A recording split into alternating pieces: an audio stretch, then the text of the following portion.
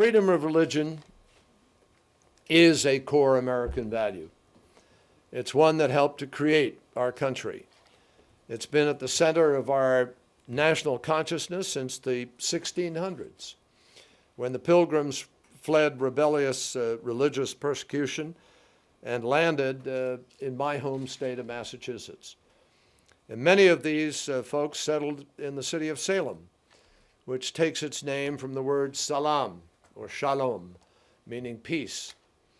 But before long, even there, religious strife visited their hometown.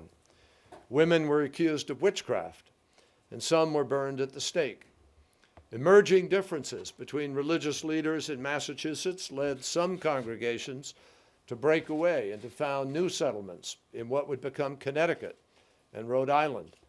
Providence was founded by people who wandered through the woods the entire winter and came out on this expanse of water and named it Providence for obvious reasons. So we approach this issue, I certainly do, mindful of our past and of how, as Americans, we have at times had to push and work and struggle to fully live up to the promise of our founding. John Winthrop, who happens also to be my granddad from 10 generations back, was born in England, but his passionate faith and his disagreements with the Anglican Church inspired him to lead a ship full of religious dissidents to come to America to seek freedom of worship. And on the deck of the Arabella, he famously said in a sermon that he delivered before they landed, "For we must consider that we shall be as a city upon a hill. The eyes of all people are upon us." And they have been, and they remain there. And though we are obviously far from perfect, no place has ever welcomed so many different faiths to worship so freely as here in the United States of America. It's something we can be extraordinarily proud of. But freedom of religion is not an American invention.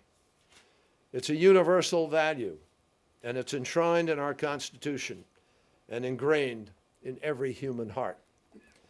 The freedom to profess and practice one's faith, to believe or not to believe, or to change one's beliefs, that is a birthright of every human being, and that's what we believe. These rights are rightly recognized under international law.